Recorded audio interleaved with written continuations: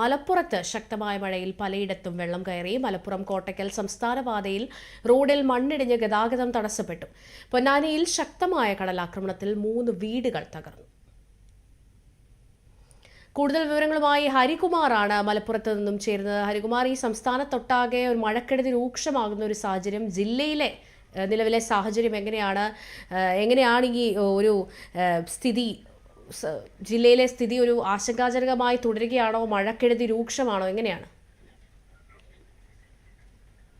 മലപ്പുറം ജില്ലയിലെ താഴ്ന്ന പ്രദേശങ്ങൾ ഒട്ടുമിക്ക റോഡുകളും താഴ്ന്ന പ്രദേശങ്ങളെല്ലാം തന്നെ വെള്ളം കയറി കിടക്കുകയാണ്. പല റോഡുകളിലും ഗതാഗതം വഴി തിരിച്ചു വിട്ടിട്ടുണ്ട്. ഇതിൽ പ്രധാനപ്പെട്ടത് കോട്ടക്കൽ മലപ്പുറം സംസ്ഥാന പാതയാണ്. ഈ പാത വളരെ തിരക്കേറിയ ഒരു പാതയാണ്. ഇന്ന് പുലർച്ചെ 4:30 ഈ സംസ്ഥാന പാതയുടെ വശത്തുള്ള മണ്ണിടിഞ്ഞ് ഗതാഗതം പൂർണ്ണമായും തടസ്സപ്പെടുന്ന ഒരു സ്ഥിതിയുണ്ടായി. ഈ മണ്ണ് നീക്കുന്ന പ്രവൃത്തികൾ അവസാന ഘട്ടത്തിലാണ്. ഇപ്പോൾ പാണക്കാട് വഴിയാണ് ഇപ്പോൾ ഇതുവഴിയുള്ള വാഹനങ്ങൾ കടത്തി വിടുന്നത്. ഈ മലയോര മേഖല, ഇതിനോട് തൊട്ട് അടുത്ത മണ്ണിടിച്ചിൽ ഒരു വീട്, ഈ അപകടം നടന്നത് കോടൂർ പഞ്ചായത്തിലെ വടക്കേമണ്ണയിലാണ്. വടക്കേമണ്ണയിലെ ഹനീഫയുടെ വീടിന്റെ ഒരു ഭാഗം പൂർണ്ണമായും തകർന്നിട്ടുണ്ട്. ഇത് സമീപത്തെ മണ്ണ് ഇടിഞ്ഞ് വീഴുകയായിരുന്നു.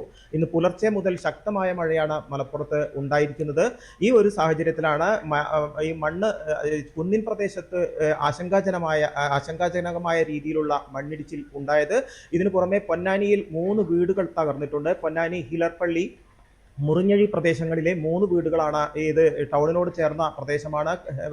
കടൽ പ്രദേശമായതിൽ തന്നെ ഒട്ടേറെ ആശങ്ക ഈ പ്രദേശത്ത് നിലനിൽക്കുന്നുണ്ട്. 3 വീടുകൾ തകർന്നിട്ടുണ്ട്. പാലപ്പെട്ടിയിലും സമാനമായ കടലാക്രമണം ഉണ്ടായിട്ടുണ്ട്. ഇതിൽ എടുത്തു പറയേണ്ടത് ഈ മലയോര മേഖലകളിൽ, പ്രത്യേകിച്ച് നിലമ്പൂർ അടക്കമുള്ള മേഖലകളിൽ ആശങ്ക ഉണ്ടായിട്ടുണ്ട്. ഈ കാടുകളിൽ അല്ലെങ്കിൽ വനപ്രദേശത്തുണ്ടാകുന്ന ശക്തമായ മഴയെ തുടർന്ന് പെട്ടെന്നാണ് ഈ ചാലിയാർ അടക്കമുള്ള നദികളിൽ വെള്ളം കയറുക. ഈ പ്രദേശങ്ങളിലെല്ലാം തന്നെ ജാഗ്രതാ നിർദ്ദേശം നൽകിയിട്ടുണ്ട്.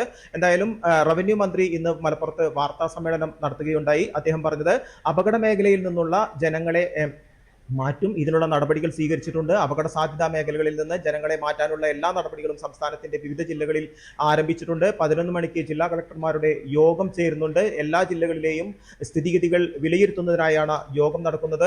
ഈ അപകട രക്ഷാപ്രവർത്തനം, ദുരന്ത മേഖലയിൽ കൂടുതൽ സേനയെ എത്തിക്കുന്നതടക്കമുള്ള കാര്യങ്ങൾ റവന്യൂ വകുപ്പ് ചെയ്യുന്നുണ്ടെന്ന് മന്ത്രി സൂചിപ്പിച്ചിട്ടുണ്ട്. രക്ഷാപ്രവർത്തനങ്ങൾ കാര്യക്ഷമമായി പുരോഗമിക്കുകയാണ് ചെയ്യുന്നത്. എന്തായാലും മലപ്പുറം അടക്കമുള്ള വടക്കൻ ജില്ലകളിൽ അതീവ ജാഗ്രതാ നിർദ്ദേശമാണ് നൽകിയിരിക്കുന്നത്. ഇപ്പോഴും കഴിഞ്ഞ ദിവസം രാത്രി അല്ലെങ്കിൽ ഇന്നലെ രാത്രി മുതൽ ആരംഭിച്ച മഴ ഇപ്പോഴും ശക്തമായി തന്നെ തുടരുകയാണ്. ചീന.